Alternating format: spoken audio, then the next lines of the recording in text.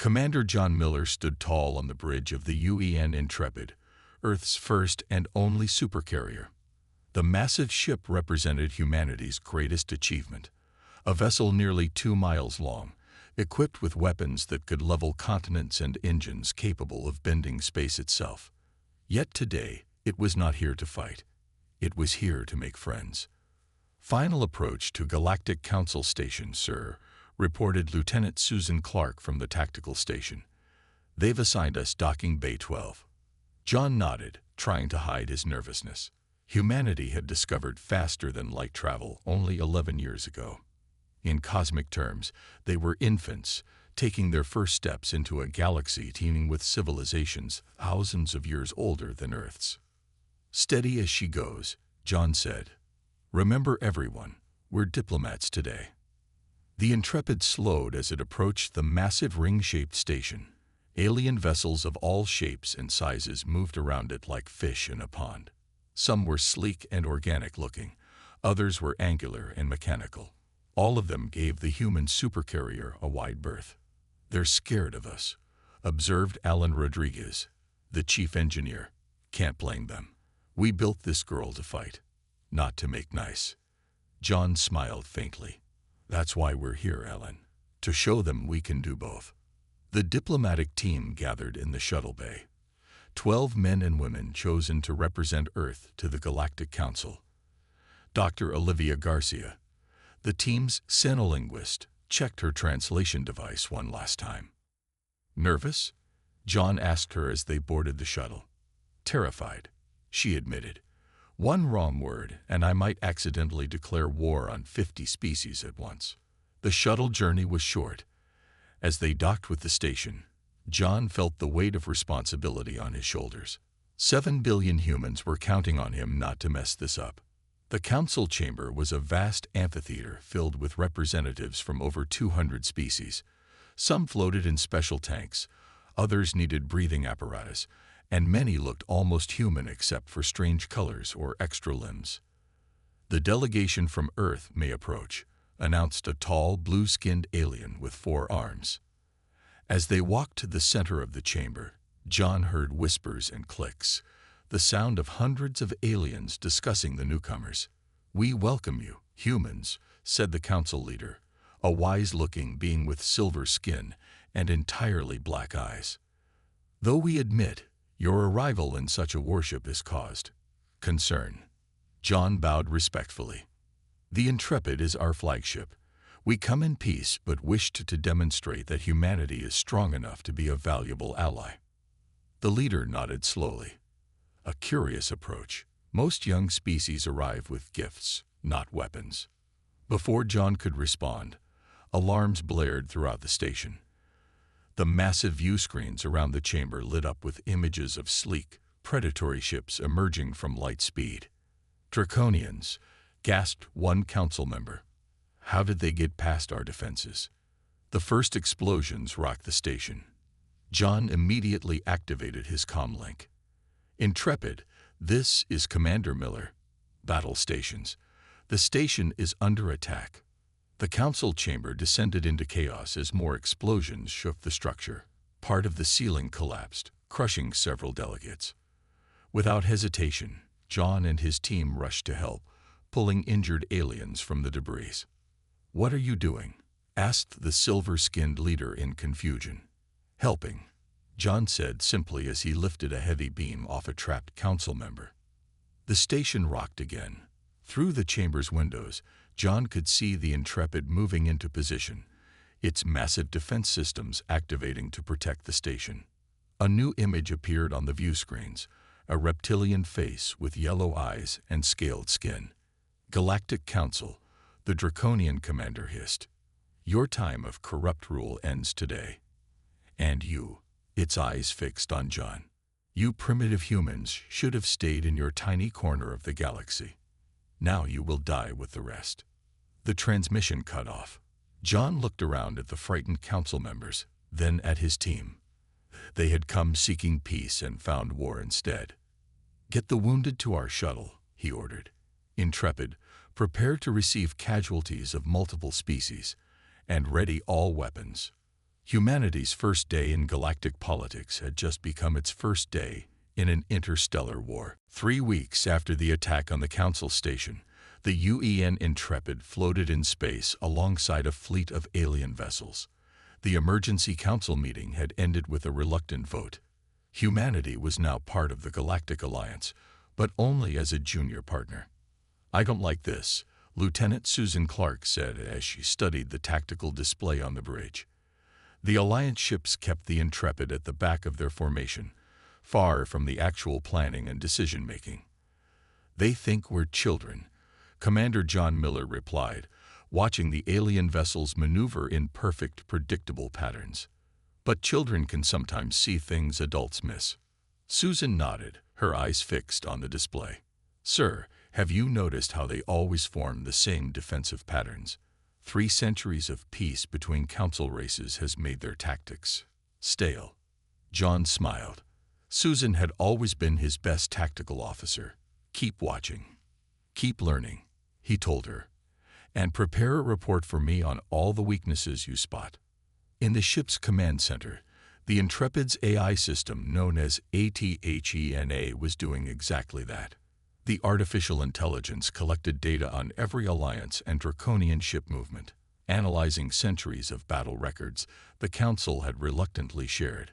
"The patterns are remarkably consistent," Athena's calm voice reported to Dr. Olivia Garcia. "Council races followed tactical doctrines established over 400 years ago. Draconians are somewhat more adaptive, but still bound by traditional approaches." Olivia found this fascinating. "Humans change our military tactics every few decades. We're always adapting." "Precisely," Athena replied.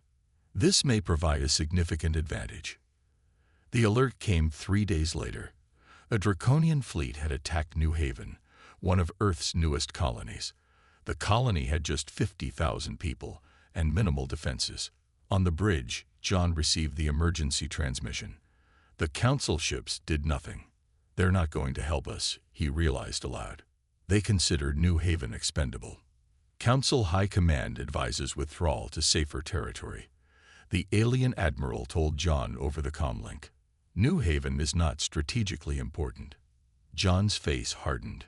"Not to you, maybe." He turned to his bridge crew. "Set course for New Haven. Maximum speed. Alert all hands. We're going in alone." The Council Admiral's face showed an alien version of shock. "This is ill-advised. Your single ship cannot stand against a Draconian attack fleet." "Watch us," John said, cutting the communication. The Intrepid arrived at New Haven 16 hours later. The Draconian fleet, 8 warships, had the colony surrounded. They had not expected resistance, especially not from Earth's supercarrier. "They relied too much on energy shields," Susan explained as the Intrepid approached. "And their ships always target other ships' shield generators first. But we've distributed our shield systems differently." John nodded. "Athena, activate battle plan Clark Alpha." "Acknowledged," the AI responded. The Intrepid suddenly cut its engines and dropped out of the Draconian's sensor range. Using minimal power, it drifted behind a moon, then launched dozens of small, unmanned attack drones. The drones flew in erratic patterns the Draconians had never seen before.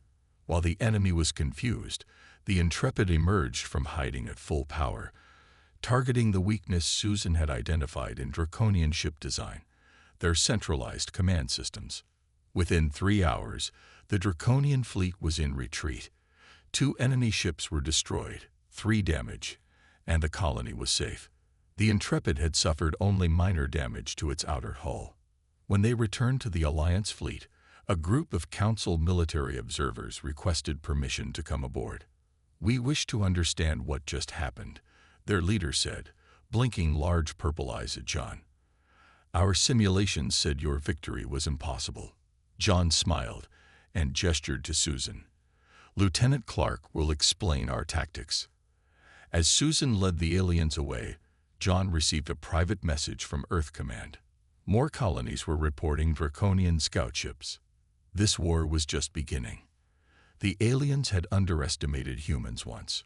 John was counting on them doing it again. Word spread quickly through the Galactic Alliance about the UN Intrepid's victory at New Haven. The human supercarrier became famous overnight. Some alien races feared it, others admired it, but all respected it. Chief Engineer Alan Rodriguez walked through the massive engine room, checking readouts and speaking with his team. He had been working for weeks on a new idea. The aliens think big ships must be slow, he explained to a group of engineers. But what if we combine their quantum thrust technology with our fusion drives? One of the younger engineers looked confused. The council said those systems aren't compatible. Ellen grinned. They're not, according to their rules. But we're humans. We don't always follow the rules. In the medical bay, Medical Officer Kate Williams was busy too. After the battle in New Haven, the Intrepid had rescued survivors from a damaged Draconian ship. Now she had 6 injured alien prisoners to treat. Their biology is fascinating, she told Commander John Miller as he visited the medical bay. Their blood carries oxygen differently than ours, but I've adapted some of our treatments to work for them. John looked impressed. The council medical officer said Draconian physiology was too different for our methods. Kate shrugged. I didn't know that was supposed to be impossible, so I just figured it out. The Intrepid had become Earth's center for innovation. Every day, humans found new ways to combine their ideas with alien technology. The council began sending observers to learn from the humans, though they would never openly admit doing so. Your species adapts quickly, a council representative told John during a strategy meeting. Perhaps too quickly. Some council members worry what will happen when this war ends. John's response was interrupted by an emergency alert. The main screen lit up, showing a distant star system blinking red. The Draconians have launched an attack on Vega Prime, Lieutenant Susan Clark reported. It's the council's main manufacturing world in this sector. The council representative's skin turned pale. Vega Prime builds half of our ships and weapons. If it falls, it won't, John said firmly. How soon can we get there? 12 hours at maximum speed, Susan answered. But the Draconian fleet is massive. At least 20 warships. We've faced worse odds, John said, though in truth, they hadn't. Alan Rodriguez appeared on the command screen. Commander, our new hybrid drive system is ready. It's not fully tested, but it could get us there in 8 hours instead of 12. Do it, John ordered. The Intrepid arrived at Vega Prime as the battle was already underway. 5 Council defense ships fought desperately against the larger Draconian force. 2 Council vessels were already destroyed, their wreckage floating in space.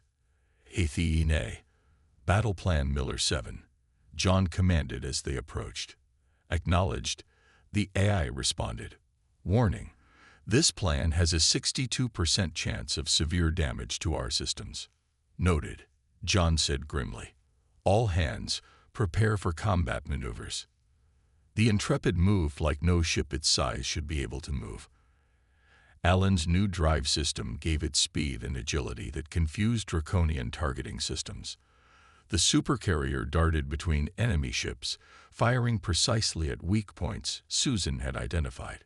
3 hours into the battle, the tide began to turn. 7 Draconian ships were disabled or destroyed. The remaining Council defense ships rallied behind the Intrepid. Commander, Susan shouted suddenly. 3 Draconian cruisers on approach vector. They're on a collision course. John had seconds to decide.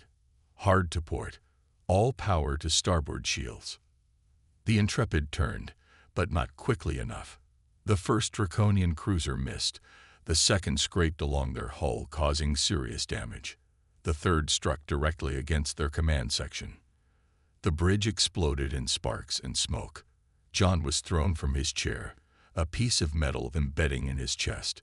Emergency systems activated, sealing off damaged sections and putting out fires. When the smoke cleared, John lay unconscious in a pool of blood.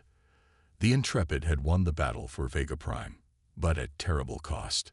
Its commander was dying, and the ship itself had suffered damage unlike anything it had faced before. The UN Intrepid limped back to Earth's orbital shipyard, its once proud silhouette now scared and broken.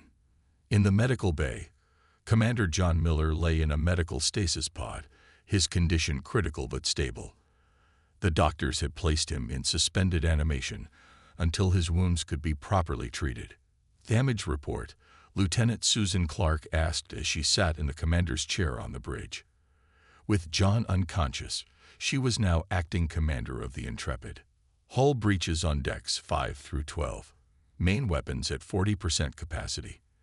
Engines functioning but strained, reported the operations officer. Susan nodded grimly. The battle at Vega Prime had been won, but barely. The Council had finally recognized humanity's value, but the cost was high. The repair crews estimate 6 weeks to get us battle-ready again, Chief Engineer Alan Rodriguez told her. But I have something to show you that might help. Susan followed Alan to a secure hangar bay. Inside were strange-looking weapon modules unlike anything she had seen before. "What are these?" she asked, running her hand along one of the smooth metal casings. Alan smiled. "Modular weapon systems. We can reconfigure the Intrepid's armaments in hours instead of weeks. Different weapons for different enemies." "The Council doesn't have anything like this," Susan remarked. "The Council builds ships for 100-year service life," Alan said. "We build ours to evolve." 2 days later, a Council delegation arrived at the shipyard. Their leader, a tall alien with silvery skin, presented Earth's military command with a data crystal. "Our shield technology," the alien explained. "The full specifications, not the simplified version we initially shared. The Intrepid has earned this." Earth scientists immediately began studying the advanced shields. Within days, they had identified ways to improve them by combining Council technology with human innovations. While the Intrepid underwent repairs, Intelligence Officer Frank Nelson worked in a small, dimly lit room filled with data screens. For weeks, he had been analyzing communication patterns between Council ships. "Something's not right," he muttered to himself. Certain messages contained strange code segments that didn't match standard Council protocols. Frank brought his findings to Susan. "I think there are Draconian spies in the Council fleet," he explained, showing her the evidence. "These transmission patterns match known Draconian encryption methods." Susan's face darkened. "If the Draconians have infiltrated the Council, they could know all our battle plans." "Worse," Frank said. "They could be feeding false information to both sides to prolong the war." Susan called an emergency meeting with her senior officers. "We can't alert the Council through regular channels," she told them. "If Frank is right, the infiltrators would know immediately." "So what do we do?" asked Kate Williams, who had joined them from the medical bay. "We take the Intrepid on a covert mission," Susan replied. "Minimal crew, unofficial capacity." Ellen frowned. "The ship isn't fully repaired." "We'll use what works," Susan said firmly. "This can't wait." 5 days later, the Intrepid quietly departed Earth's shipyard with a crew of just 200 instead of its usual 2,000. Their mission was simple but dangerous. Identify the Draconian infiltrators within the Council and expose them. Their first stop was a small trading outpost where Council and Draconian ships sometimes met under unofficial flags of truce. Frank's team monitored all communications while Susan led a small group to meet with a Council informant. The informant, a small, nervous alien with multiple eyes, met them in a dark corner of the outpost's market. "The infiltration goes deeper than you think," the alien whispered. "The Draconians have stolen plans for a Council superweapon, a device capable of destroying entire star systems." Susan felt her blood run cold. "Where is this weapon now?" "Being built," the alien replied. "In a Draconian fortress system beyond the Crimson Nebula. They plan to test it on Earth." Susan thanked the informant and quickly returned to the Intrepid. As they prepared to leave the outpost, sensors detected 5 Draconian warships entering the system. "They know we're here," Frank said, looking at the tactical display. Susan took the commander's chair, her face set with determination. Then we fight our way out. The Council needs to know about this superweapon before it's too late. The Intrepid barely escaped the Draconian warships at the trading outpost.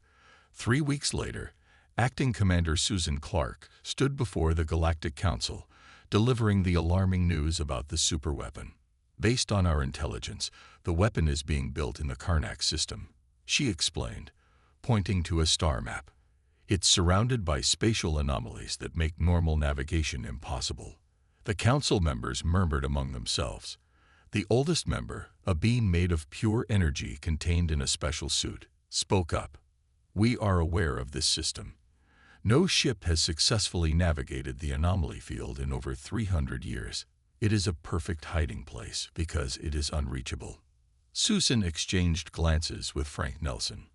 Unreachable doesn't mean the same thing to humans as it does to the Council. Back on the Intrepid, now repaired and restored to full strength, Dr. Olivia Garcia led a team of programmers working with HFY. They had been analyzing data on the spatial anomalies around the Karnak system. The anomalies aren't random, Olivia explained to Susan. They form patterns, extremely complex ones, but patterns nonetheless. HFY displayed a simulation on the main screen. I have developed a neural network that can predict the anomaly's behavior with 82% accuracy, the AI stated. With more data, I could improve this to perhaps 90%. Is that enough to navigate through? Susan asked. No, HFY replied. But combined with human intuition and reaction time, it might be sufficient. Susan nodded slowly. We'll need our best pilot. In the medical bay, Commander John Miller opened his eyes for the first time in weeks. The stasis pod had done its work, healing his worst injuries. Kate Williams helped him sit up. How long was I out? He asked, his voice hoarse from disuse. Almost 5 weeks, Kate replied. A lot has happened. John listened carefully as Kate brought him up to speed on all that had occurred. The draconian infiltrators, the superweapon, and the plan to navigate the anomaly field. Susan wants to take the Intrepid in, Kate finished. The council says it's suicide. John swung his legs off the bed. Then she'll need the best pilot we have. You're not fully recovered, Kate protested. John stood up shakily. I don't need to be. I just need to fly. 3 days later, the Intrepid hovered at the edge of the anomaly field. The council had refused to send any ships to accompany them, believing the mission impossible.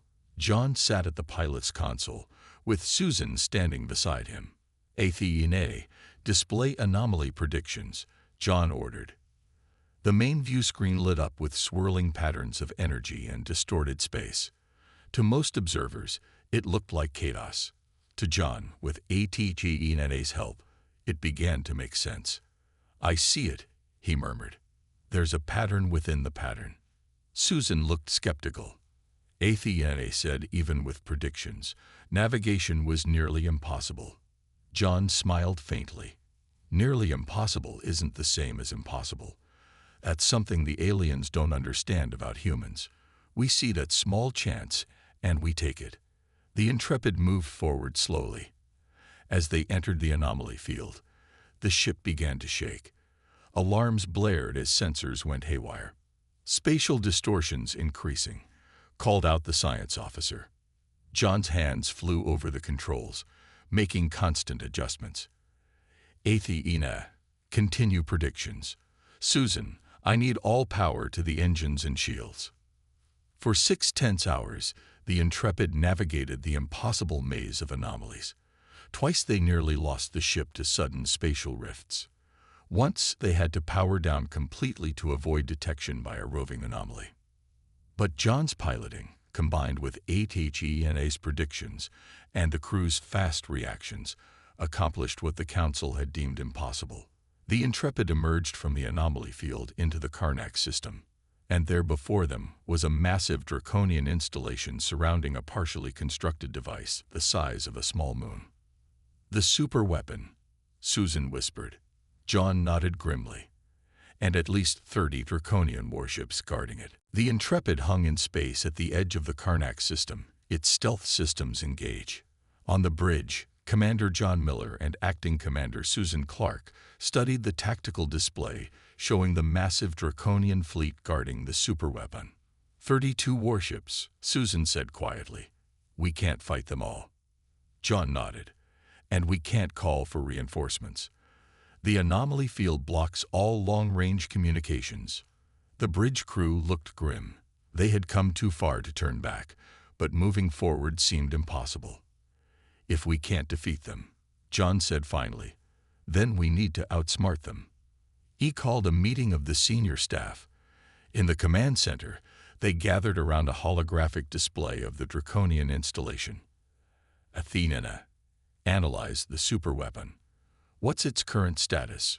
John asked. The AI processed the sensor data. The weapon is approximately 89% complete. Based on energy readings, it appears they are preparing for a test firing within the next 12 hours. Then we're out of time, said Frank Nelson. If that weapon works, Earth will be its first target. Chief Engineer Alan Rodriguez studied the display. The weapon draws enormous power. They've built a special reactor core for it. He pointed to a section of the installation. If we could overload that core. But how do we get close enough? Kate Williams asked. Marine Captain Paul Henderson, who had been quiet until now, stepped forward. We don't need to get the Intrepid close. We just need a small team. John looked at him. You're suggesting a boarding action. Against those odds. Paul nodded. My Marines are ready, sir. We just need a distraction. A plan began to form. It was desperate and dangerous. But no one had better ideas. 6 hours later, the Intrepid powered up its engines and weapons. They had modified the ship's FTL drive based on Alan's newest innovation. If this works, Alan explained, we can create controlled spatial disruptions similar to the anomalies outside the system. Not enough to destroy ships, but enough to confuse their sensors and communications. John took the command chair. All hands, battle stations. This is Commander Miller. Today we fight not just for Earth, but for every world threatened by this weapon. The odds are against us, but that's nothing new for humanity. The Intrepid burst from hiding, its weapons firing at maximum range. The Draconian fleet responded immediately, ships moving to intercept. The modified FTL drive activated, not for travel, but as a weapon. Waves of distorted space erupted from the Intrepid, washing over the Draconian ships. Their formation broke as ship-to-ship communications failed. In the confusion, a small stealth shuttle launched from the Intrepid's bay. Inside were Captain Henderson and 12 Marines. Phase 1 complete, Susan reported. The boarding team is away.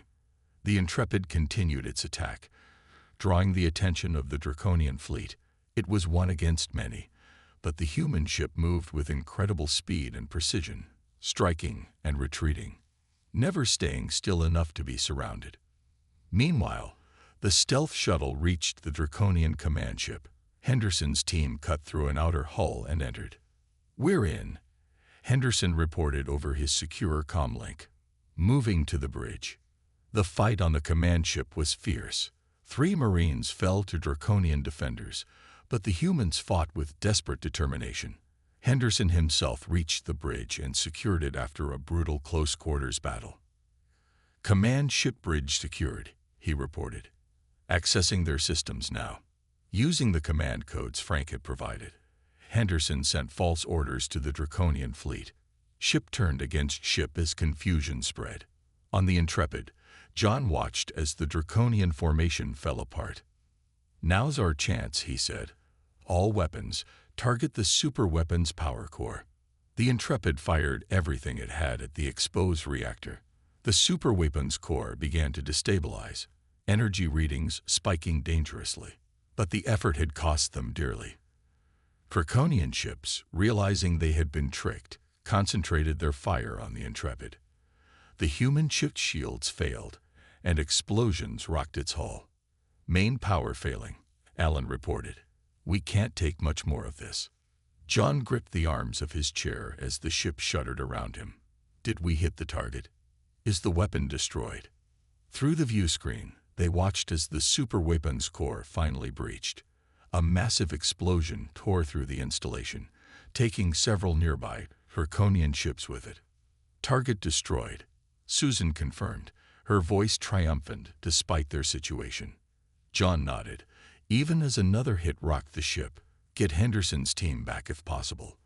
Prepare for emergency FTL jump. The Intrepid had won, but as systems failed across the ship, John wondered if they would survive to tell anyone about it. The Intrepid drifted silently through Draconian space, running on emergency power only. Most of its weapons were destroyed. The engines could barely maintain life support. Of the original crew, only 300 remained active. The rest were either dead or in medical stasis. In the damaged engineering section, Alan Rodriguez worked tirelessly alongside his team. They had managed to restore minimal shield capacity and short-range sensors, but the FTL drive was beyond repair. We're blind, and we can't run, Alan told Commander John Miller in the makeshift command center. The main bridge had been destroyed in the battle. John nodded grimly. How long until Draconian patrols find us? Days, maybe less, Susan Clark replied. We're deep in their territory. Frank Nelson entered the room, carrying a data pad. The intelligence officer looked exhausted but excited. Commander, I've been analyzing the data we downloaded from the Draconian command ship, he said. I found something important. He placed the data pad on the table. It showed communications between Draconian leaders and another, unknown species. The Draconians didn't start this war on their own, Frank explained. They were manipulated by someone else, a species called the Voidwalkers. These Voidwalkers convinced the Draconians that both Earth and the Council were planning to attack them. John studied the data, so the Draconians believed they were fighting a defensive war. Frank nodded. And the Council doesn't know about these Voidwalkers. This changed everything. If the Draconians learned they had been tricked into war, they might stop fighting. Can we use the Draconian communication system we captured to broadcast this evidence? John asked. Possibly, Alan replied. But it would reveal our position to every Draconian ship in the sector. John looked around at his exhausted crew. We're not getting home anyway. Let's make this count. For 2 days, the remaining communication specialists worked to prepare the broadcast. They translated the evidence into the Draconian language and created a simple, clear message explaining how both sides had been manipulated by the Voidwalkers. Broadcast ready, sir, the communications officer reported. John took a deep breath. Send it to every Draconian frequency. The message went out. For hours, there was no response. Then the sensors detected 5 Draconian warships approaching. This is it, Susan said quietly. They're coming to finish us off. The crew prepared for their final stand. But instead of opening fire, the lead Draconian ship sent a communication request. On the screen appeared a Draconian commander, his scaled face solemn. Human vessel, he said in rough translation. We have reviewed your evidence. Our high command is divided on its meaning. But I and my commanders believe you speak truth. John stepped forward. Then help us stop this war before more lives are lost on both sides. The Draconian was silent for a moment. My faction cannot yet overthrow those who wish to continue fighting. But we can help you escape our territory. Will you trust us? It was a difficult decision. But John saw no alternative. We trust you, he said. True to their word, the Draconian faction helped repair the Intrepid's most critical systems and escorted them to the border of Council space. Along the way, they shared information about Draconian society and culture that no human had ever known. When the Intrepid finally returned to Council space, they were greeted as heroes. The Council had given them up for lost when they disappeared into the anomaly field. In a formal ceremony 1 month later, humanity was granted a full seat on the Galactic Council, no longer junior partners but equals. The evidence about the Voidwalkers created a temporary peace with the moderate Draconian faction, though many hardliners continued to fight. The Intrepid, now fully repaired and upgraded with a blend of human innovation and alien technology, became the template for a new class of ships. These vessels combined the best aspects of all species' technologies, just as the crew had combined their different perspectives and strengths. Standing on the observation deck of the rebuilt Intrepid, John Miller looked out at the stars. Earth ships now flew alongside Council vessels, and even a few Draconian allies. "Our greatest strength was never our supercarrier," he said to Susan, who stood beside him. "It was our ability to adapt, to see possibilities where others saw only problems." Susan nodded. "And to make allies where others made only enemies." The Intrepid's new mission was clear: to lead a mixed human-alien fleet, to investigate the mysterious Void Walkers who had manipulated the galaxy into war. The real battle for peace was just beginning.